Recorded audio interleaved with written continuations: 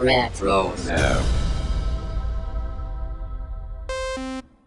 Are you an aspiring Jedi, or do you dabble with the dark side of the Force? Regardless of whether you fancy yourself a defender of the light or an aspiring Sith Lord, you're going to need a lightsaber.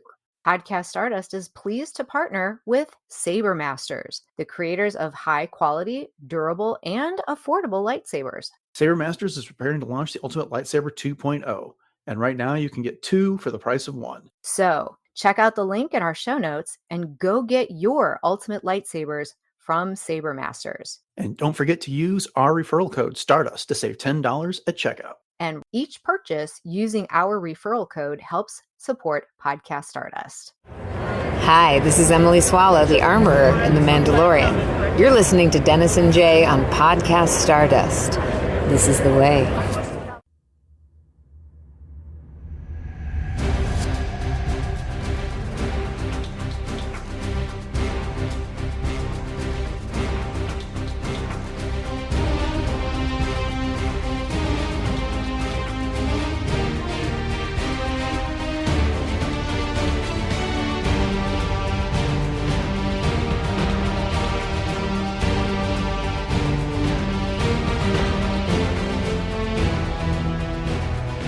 Welcome back to Podcast Stardust. This is the fully armed and operational podcast dedicated to Star Wars news, reviews, and discussion.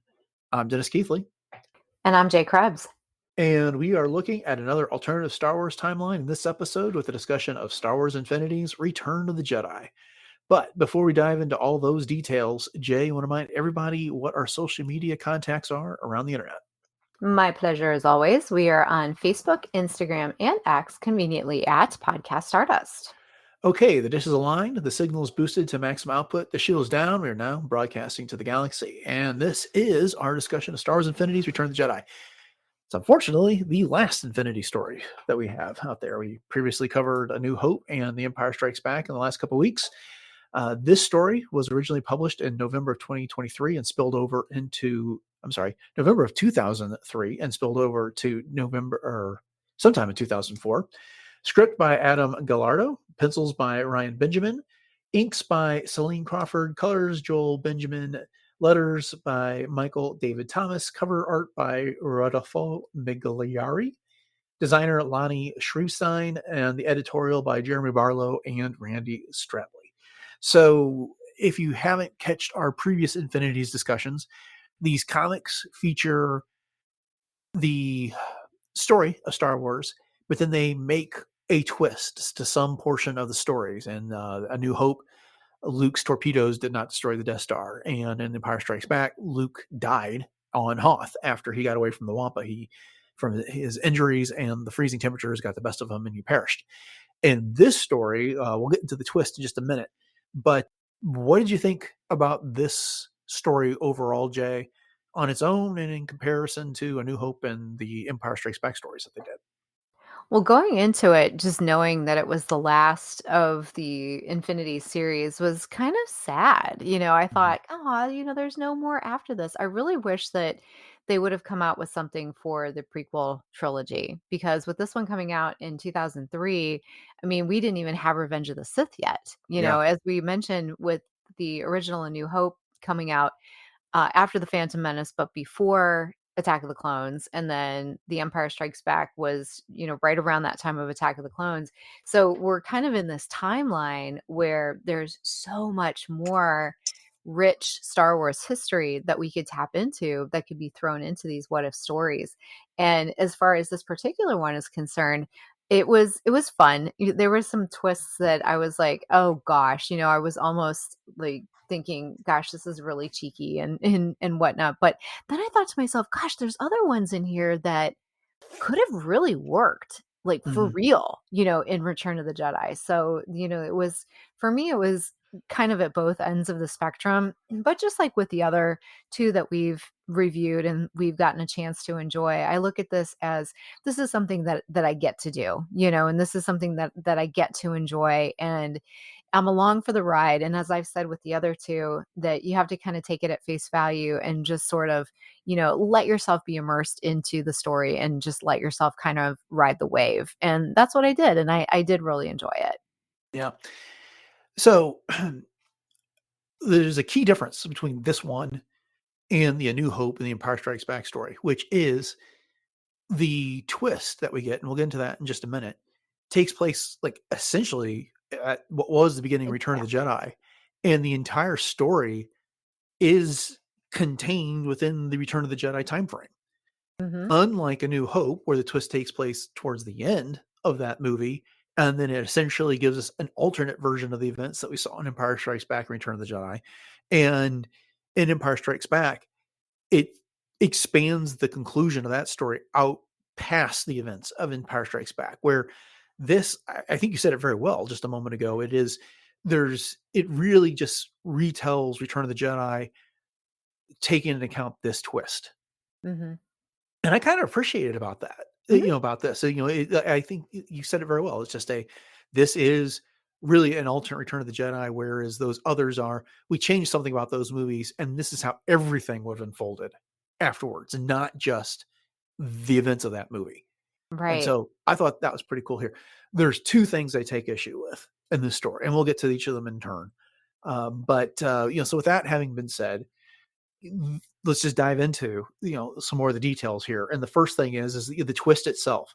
And the story picks up at Jabba's palace. Leia's disguised as Boushh, and she's negotiating with Jabba to basically turn over Chewbacca. And in the movie, Jabba loses his temper and smacks C-3PO, and he just kind of falls over, and then he gets back up and he's covered in slime, and he goes back to translating for Jabba. In this story, when Jabba goes to smack C-3PO, he hits him so hard that 3PO's head flies off, Mhm. and he's incapable of getting back up and resuming his duties as a translator. And in the frustration between Jabba and Leia, things go awry. Leia reveals herself, which kind of struck me as odd. But Mhm. then she pulls out the thermal detonator and it gets away from her. And it ends up blowing up 3PO. Boba Fett takes off with Han Solo still frozen in carbonite, and Jabba also gets caught in the explosion as well. So, what did you think of the twist? Well, this just goes to prove that communication barriers can have really bad repercussions Mhm. or concussions, ha ha ha, as in missiles. But the thing that I did not like about this is the fact that as much grief, if you will, as the whole scene with Leia in the bikini gets, as far as her being in that costume, I miss the part where she gets to strangle Jabba. And for me, that was like a big part growing up that I was like, oh, Leia is such a bad A, kind of person. And this was just more of kind of a fumbling, bumbling kind of unfolding of events that was just chaotic in nature, but not very fluid, and things were just happening all over the place. And then Leia's trying to blast her blaster as well, and she hits the carbonite that Han is in, and it damages it, and then that goes forward with this whole thing. But of course I felt right away for 3PO. I'm like, "Aw, the Yeah. poor guy," because now he's gone and he gets blown up with the ship too. Right. And just like the previous two stories for A New Hope and Empire Strikes Back, this is another one that could have used more panels, a couple more issues to cover some things, because they don't really spend any time lamenting the loss of 3PO in this story at all. Mm-mm, no. And you also made mention that Leia is chasing Boba Fett down as he's leaving with Han Solo, and she's firing at him, and she hits the carbon block and damages the controller, which ends up causing Han Solo's blindness to be permanent. Yeah. She never apologizes to Han for that in the No. story. And in fact, when they finally, and we're jumping ahead, when they finally get Han back to the Rebel fleet and they thaw him, and there's this notion of, oh, you've got carbon sickness, freezing sickness, your sight will return in time. She gets pulled aside and says, this thing was damaged, and so his blindness is going to be permanent. And you can kind of see that she's got some grief and some guilt about that, but she never discusses it with Han, and that seems strangely out of character and something that really needed to come up in this story for it to be complete. No, I completely agree with you. And Han even kind of accepts it sort of nonchalantly as well. I mean, he's still cracking just as many jokes just in a blindfold, as he Yeah. normally would. So, yeah, there was definitely that element that was missing of the depth of relationship and emotion between Han and Leia and just with Han in general, as far as the way that he was approaching it. So it was almost like the characters were sort of compartmentalized instead of the way that they normally would interact. Yeah. The only exception to what you just said was I can't remember which one of the pieces of news it was that Leia got. And it was either I think it was like the message she got from Luke where Luke was disclosing, hey, I had to record this message. Leia, you're my sister. Vader's our father. And Han is blind and he's like, where is Leia? Take me to her because he wanted to console her. Mhm. And I like that was Han Yeah. Solo in Yeah, that true. moment. Mhm. I thought that was pretty good.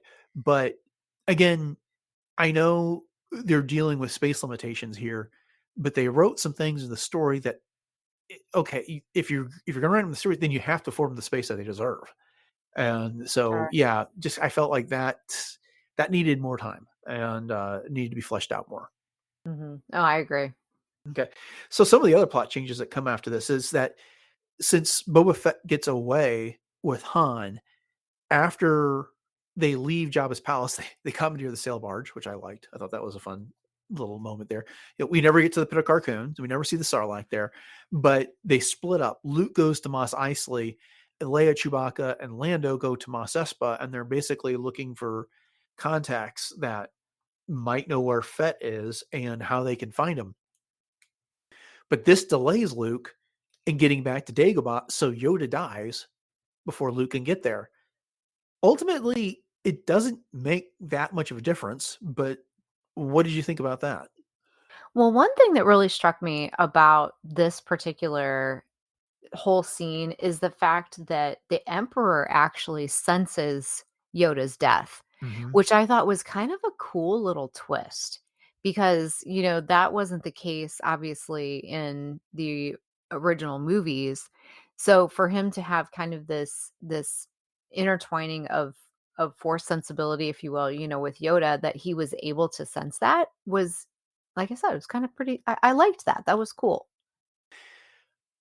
I like that too, but I have a side issue with it, which is he doesn't quite break the fourth wall, but he has this moment where like, wait a minute, things aren't progressing the way that I thought they were going to. He tells Darth Vader this, which is basically meant someone threw out the script, Vader. We were dealing with a Uh-huh. new script. And so I need you to stay close to me. Uh-huh, true. And then not only that, he knows where Yoda was and sends Vader to Dagobah to see what's going on. Like, well, how did you possibly know that? It's one thing for him to sense Yoda's death, but how did he know, you know, Yoda was on. Granted, this story came out before Revenge of the Sith, and we knew why it was that Yoda went to Dagobah, and so the writers of this Right. didn't have it. But there's still no reason why the Emperor would know that Yoda was hiding there. Mhm. Mhm. Yeah, that's a good point. I hadn't thought about it that way. Yeah, and the fact that with Revenge of the Sith, like you said, we know why Yoda went there. Right, and then, later in I think it's like the 4th issue, at one point, the Emperor says to Vader, it's like, I paraphrasing, I lost the thread there for a minute, but now I see how things are unfolding. And so it's like, I don't know, it just I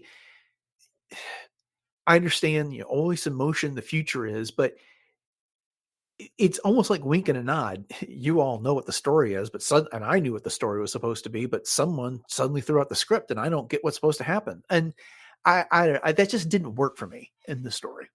Now that you explain it like breaking the fourth wall, I have a completely different appreciation for this now. Yeah. And you're right. Yeah, now that I'm looking like thinking back on it, I can totally see. And I think that was probably just a vehicle for the writers to be able to, once again rewrite this the way that they could. But you're right, like the Mhm. whole wink and nod thing, now that I think about it is pretty blatant. Yeah, I don't know. I just didn't feel like it was necessary to the Uh-huh. story, and in fact, I think it created a distraction where there shouldn't even have been one. But anyway, so Vader goes off to Dagobah, and Luke had just recorded this message for Leia, which I referenced a second ago, saying, "Yeah, oh, before we get to that, so Luke gets to Dagobah, and instead of talking to Yoda as Yoda dies, he has a 2-on-1 conversation with the Force ghosts of Obi-Wan Kenobi and Yoda, and Mhm. they lay out everything for him then, and it's pretty much the same conversation without the difficulties of Yoda trying to choke out the words as he's dying. I guess that worked for me, but did you have any other thoughts on that? Not really. I mean, it was yeah, the whole a Skywalker must confront Vader thing. Mhm. Yeah, like you said, it wasn't just choked out. It was just more of like a almost like a business meeting between the three of them.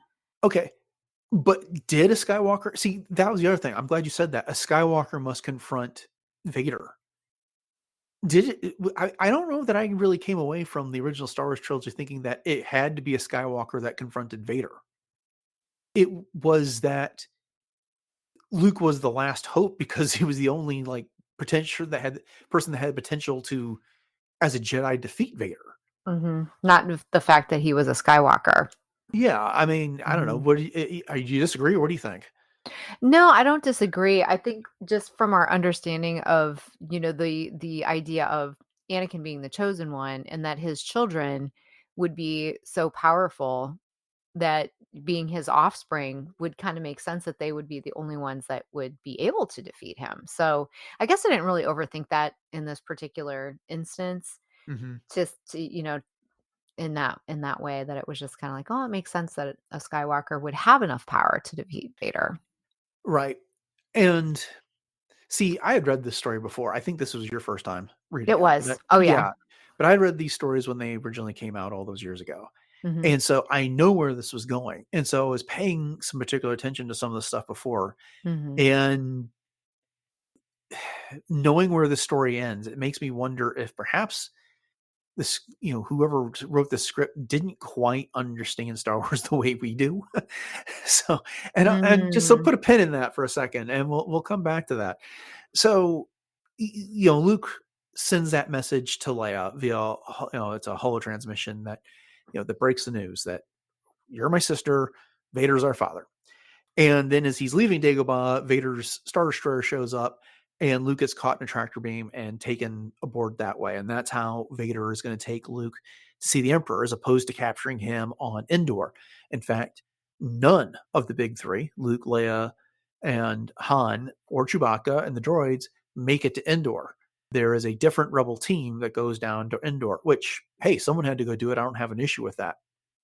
And we kind of skipped over the fact that Leia took Slave One after Yeah. from Boba Fett. And once they tracked him down to wherever he was, and it was Boba Fett's armor that unlocked Slave One, so his body had to get thrown onto Slave One. But so she's got it now, and when she finds out that Luke is being taken to the Emperor on the Death Star in Endor, she hops in Slave One and goes after him and flies Mhm. to the Death Star, where she probably gets captured. So the big climactic battle between Luke and Vader in the Emperor's presence is complicated by Leia being there as well. And it is comes as a double whammy. Vader doesn't have to pull that information out of Luke's head that he has a sister. It's right there in front of him that gets revealed, and it's like a major blow to him in that instance. What'd you think about that plot development? Well, it was interesting because when Leia was kind of brought before everyone, it was just sort of like, "Oh, okay, here it is," Mhm. like, and it was kind of done that way throughout these different, revenge or not Revenge of the Sith, sorry, uh, Empire Strikes Back and even A New Hope, that there wasn't as much of the emotion, and we'd mentioned that before too, that it didn't feel like it had the gravitas that it had originally, that it was just sort of like, "Okay, here we go. This is it, and ta-da! This is the information." Mhm. Yeah. Yeah, I again, we're dealing with limited page space and limited panels, I get that. Mhm. But if they would have added a 5th issue, I think they could have Oh, eliminated yeah. all of this stuff. I This could agree. have been flowed a little bit more smoothly. Now, I gotta say, I do like the way that everything like unfolded on Endor. There's the Han's Pathfinders that are there. They're just without Han and company, and so they find the bunker and they basically walk into the trap the stormtroopers. But the Empire and their overzealousness to defeat them is shooting wildly and ends up hitting the Ewok village, which is what brings the Ewoks into the Yeah, fight. and they're little murder bears, like, Yeah. big So time, because they have that no allegiance right, and that in actually this. worked for me, really Yeah, well. I mean, yeah, the Ewoks came in, they started attacking both the rebels and the Empire. exactly. Stupid humans and brought It their was fight to like, this world. yeah, And exactly. so, that worked. And then Lando doesn't lead the fight against the first Death Star. Instead, he and Chewbacca get onto the Falcon, and Han insists on going with them. They fly down to Endor, and the shield generator got damaged by one of the detonators of the bombs that those rebels had, but didn't get completely destroyed. They take it out with a Falcon. I Mhm, like that twist. I thought that was really pretty mhm. cool. No, I agree. I agree completely on that one.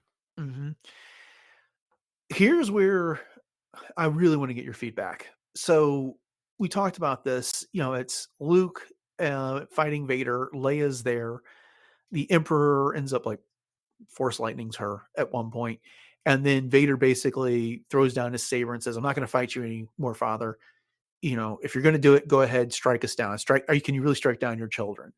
And that's when Darth Vader can't do it, and he's actually lost an arm at this point. Mhm. And Wedge leads the X-wings into the star, and it's about to blow up. So Vader's like, "No, I can't do it." And Luke and Leia help carry him out of the Death Star and back to the Royal Fleet, and the Emperor escapes.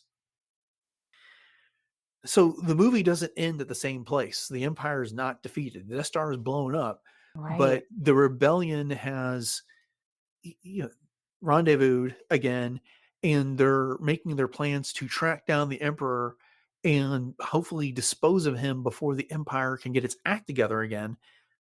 And Darth Vader shows up in all white armor and says, like, maybe I can be of assistance in helping find my old master. And everyone's fine with that. I know. It's like, okay. I did like the fact that, Vader says, "My children." That was pretty emotional, that part of it, because I was trying to kind of think about Anakin inside. There's always that part of me that looks for Anakin inside Vader.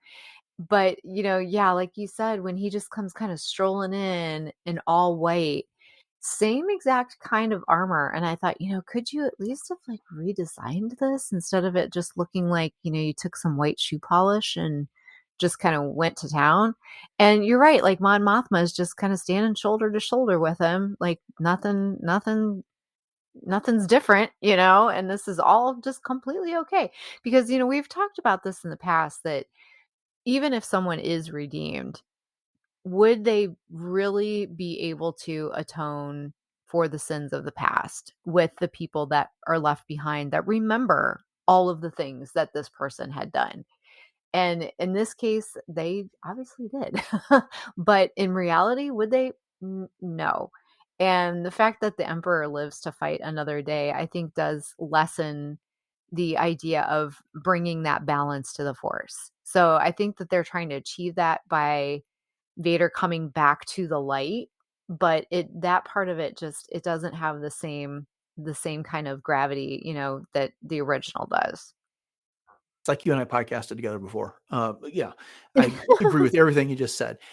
Eh, I liked this story overall. Mhm. For the reasons I said earlier, I like the fact that it was it picked up at the beginning of the movie. It changed one thing, and then you had so many of those beats that repeated, even though the story unfolded a little differently. The details shifted.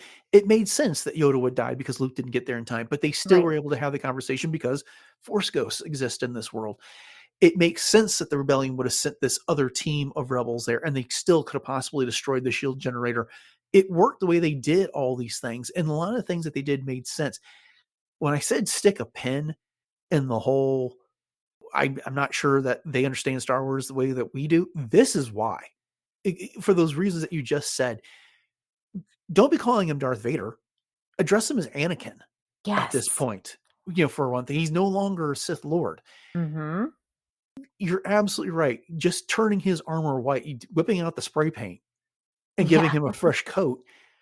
No, he still looks a color change is not enough. Give him, that uniform was designed for a purpose to strike terror into the Emperor's enemies. How many times have we seen him as referred to as like the Emperor's monstrosity, right hand, that, whatever it is over time. Give him a different appearance. But, no way is Mon Mothma just be, oh, you got Anakin back.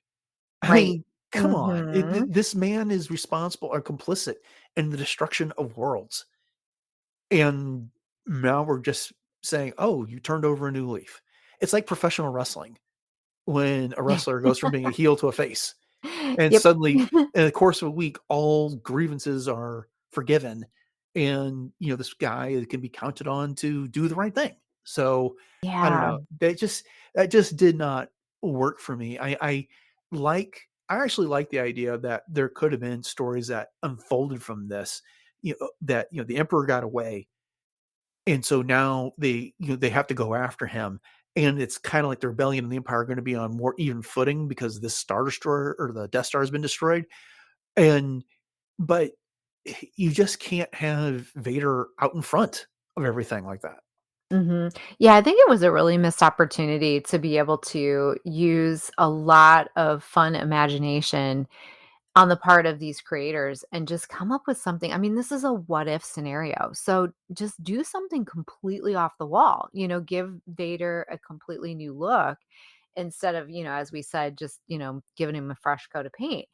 And you're right, because that was the whole purpose of him, was to strike terror. And so, yeah, I think that would have been so cool to be able to see something completely different. And I wonder if it was too far of a departure from the original character itself, that maybe they just weren't willing to take that risk. Or, I hate to say that it was a lazy decision, because that's not fair, but I do think it was a missed opportunity.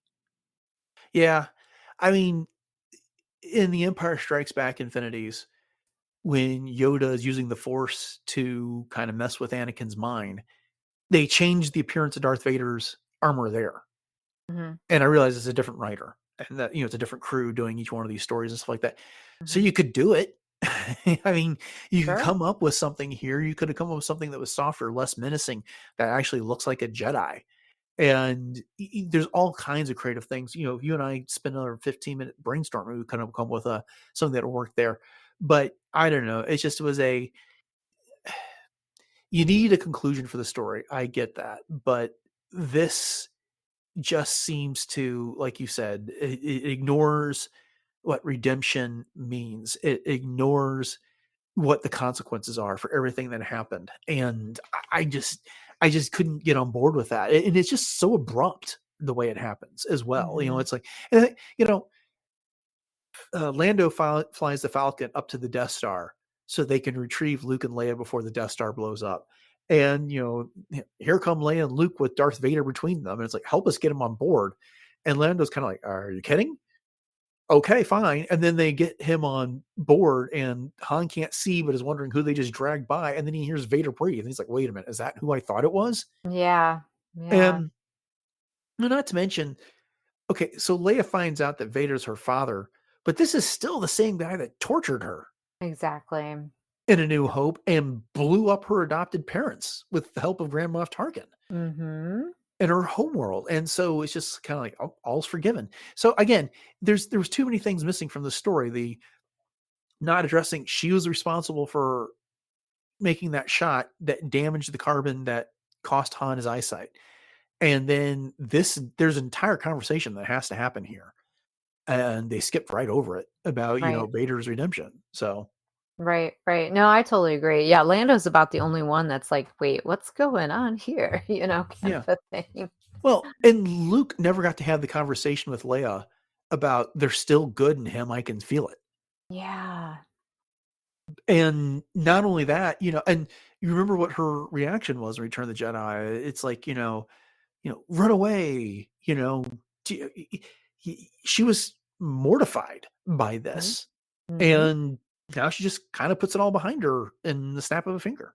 Right, exactly. And that's what I mean by, the emotion that is Mhm. missing, which, I realize that with a medium such as this, you don't have the luxury of the storytelling that you do in a movie. But again, I just think that there was a couple of missed opportunities and some things that just didn't kind of vibe quite right. Yeah. Which is a shame because, like I said, I hadn't thought of Hutt Slayer Leia being missing from this. But we talked about the Empire Strikes Back Infinities where, they skipped the asteroid belt Hmm. scene. And, there was a number of key scenes and, we didn't get the Starlight Pit and stuff like that. But so some things have to go in order to fit the story into 4 issues. But if you're going to do it, I don't know, just do it right. Give us the 5, give us the 6, give us the number of issues that it takes to tell this story. I feel like Yeah. fans would have been there for it. So, Yeah. It was a little rushed. mhm. Not a so, little, a lot. so before I get on to some bigger questions about the Infinity stories as a whole, do you have any other thoughts on this one before we move on? I don't think so. I mean, I think we've hit pretty much everything, as far as details and things like that go. Okay. So now that you've read all 3 of them, you said, you're a little sad that they didn't make any more for like the prequels and stuff like that. But which of the 3 was your favorite? Honestly, I really enjoyed A New Hope the best. And I don't know if it was just because it was new and novel and different. And I was just so excited to get into it. But I just feel like it had the most believability and just the most kind of fluidity between the way that the story was being told and the characters and being true to what I thought, okay, well, if this twist would have happened, then yeah, I could see this happening. But one thing that I will say just overall as well is that going into this, I didn't realize that, as you had mentioned earlier, that the story of A New Hope Infinities actually spans the entire original trilogy. Mhm. I went into it thinking that A New Hope was going to only be reimagined as A New Hope, that The Empire Strikes Back was only going to be reimagined as The Empire Strikes Back. Where, as we pointed out earlier, and you said at the very beginning, this is the only one that really kept just to the movie Return of the Jedi. So Mhm. I kind of went into it with a different sort of a expectation, which didn't really change how much I liked or disliked it, but I was a little confused. Like I was thinking to myself, "Oh wait, how is this going to lead in?" But each one of them were their own separate story, not meant to be interconnected whatsoever. And Yeah. so yeah, I figured it out, but I wish I would have known that going in because I would have had a little bit more of a, oh, okay, I'm going to jump into this knowing that this could be intertwined. Yeah, yeah, no, I get you. I mean, I kind of think about I've read a fair amount of like alternative history books in my Uh-huh. time. What if something had gone differently in the Revolutionary War, or something different happened in World War II or the Civil War? What would the outcome have been? And those stories usually, span years, if not decades, telling you the differences and stuff like that. And so there's that. I'm with you. I'd like to have seen them maybe do A New Hope from earlier in the movie, change something there. I don't know exactly what, but you know, the other ways that alternative history stories get told is you change an element, not just kind of like a twist of fate type of thing. Like, there's like a classic Civil War story where the plans for the uh, Battle of Gettysburg get discovered early. And so that changes the outcome of the war or something like that. Mhm. But like, what if it had been Leia that had been taken to Tatooine and Luke that had been delivered to Alderaan? Oh, yeah. Yeah, how would the story have unfolded then? You could do A Mhm. New Hope from that perspective, Oh, for and just sure. you could set it up with that as as we know the Revenge of the Sith, and then just skip ahead and have it suddenly Luke speeding towards Tatooine with the stolen plans, begging for General Kenobi's help. And what would have Leia on being raised on a moisture farm, and how would that all unfolded differently? What it would have been like for Leia to wander into the Mos Eisley Cantina with Obi-Wan Kenobi looking for a ride off that planet? How would Han have reacted differently in that situation? Would Tarkin and Vader have treated Luke any differently than the way they treated Leia on the Death Star? Mhm. And then, you know, Luke and Leia have a lot of similar qualities because they're twins, but there's enough differences. How would Luke's role in a burgeoning rebellion have been had he been in Leia's place? So Hmm. that's the type of story I would like to have seen at some point, and maybe they'll get around to writing something like that someday. Yeah, yeah. No, I agree. I think that would be a fantastic twist of fate for sure. Hmm. Hmm. Okay, I guess I didn't give my rankings. I think I agree with you. I think the New Hope story was my favorite one. I think Return of the Jedi was second for the reasons we've stated, because again, it was contained within the bounds of that movie, even though I didn't like the end with Darth Vader. Mhm. Um, and then Empire Strikes Back wasn't bad. It's just, yeah, it just had some flaws when it came down to it. Mhm. No, I would agree with that overall ranking as well. All Same, right. same, same placings. All right. Any other thoughts on this before we call it an episode? No, sorry to see it go. I really am. I mean, it was a lot of fun, but yeah, I'm glad we did it. All right. Well, if they ever get around to writing any more Infinity stories or some other what if story, we'll be there for it. So, Prequels, prequels, yeah. prequels. That would be great. Here's our fingers crossed. Okay. Yes. Well, then, thank you all for joining us for this episode of Podcast Stardust and our discussion of Star Wars Infinity's Return of the Jedi. We hope you enjoyed the discussion, and if you did, you can catch all of our future content by subscribing to Podcast Stardust on your podcatcher of choice. Also, like to remind you that you can find all episodes of the podcast over on richardsapp.com, which is home to the entire network's worth of shows covering everything in geek culture, from retro topics to Star Trek, Animaniacs, and a whole lot more. As always, we greatly appreciate your 5-star ratings and reviews on whatever podcatchers that you use for your shows, and especially if that's Apple Podcasts. And don't forget to share the show and your favorite episodes on social media with your friends. So, Jay, you want to remind everybody what those contacts are one more time? Yes, indeed. And it's not a what if, it is a definite that you can find us on Facebook, Instagram, and X at Podcast Stardust. And we also have a ton of fun Pinterest boards over on our Pinterest page.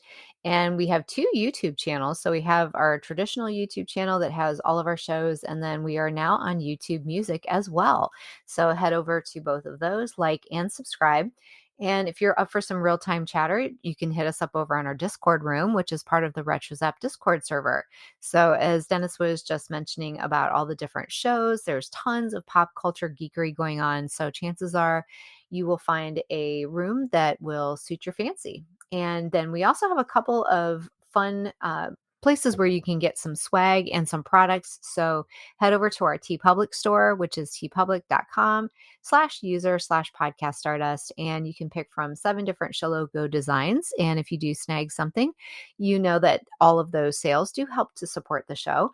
And you can also help to support the show by checking out our collaboration with Saber Masters. So right now you can pick up 2 of the Ultimate Lightsaber 2.0 versions of the Saber Master sabers, which are really amazing, high quality carbon sabers with tons of different features. And those are right now selling for $199 for 2. So you get 2 for the price of 1.